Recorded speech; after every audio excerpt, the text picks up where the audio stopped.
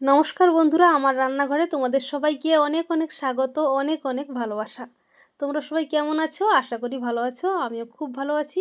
আজকে আমি বানাবো গাঁটি কচুর ঝোল। নিরামিষ বানাবো, বৃষ্টির দিনে নিরামিষ গাঁটি কচুর ঝোল আর গরম গরম ভাত খেতে খুব সুন্দর লাগে, তাই না বন্ধুরা? তো দেখতে থাকো। এখানে কচুটা, আলুটা আর একটা বেগুনও দিয়েছি, পরিষ্কার করে ধুয়ে নিয়ে লবণ দিয়ে কষিয়ে নিচ্ছি।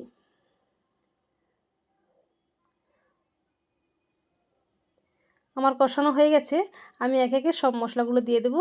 হলুদ গুঁড়ো দিয়ে দিচ্ছি, এরপরে আমি দিয়ে দেবো লঙ্কার গুঁড়ো, এরপরে আমি দিয়ে দেবো জিরে গুঁড়ো।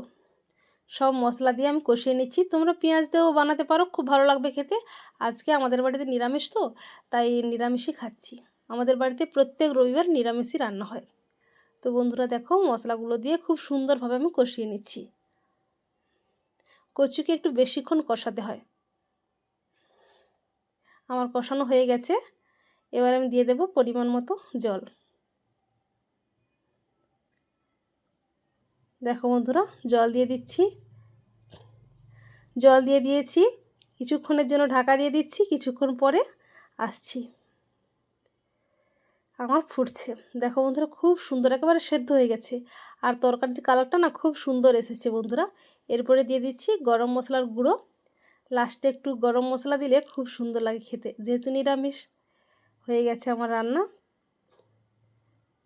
আমি নামিয়ে নিচ্ছি। দেখো বন্ধুরা, খুব সুন্দর হয়েছে। তো বন্ধুরা, আমার রান্নাগুলো যদি ভালো লাগে অবশ্যই করে আমার এই টুকি রান্নাঘর চ্যানেলটাকে সাবস্ক্রাইব করে দিও।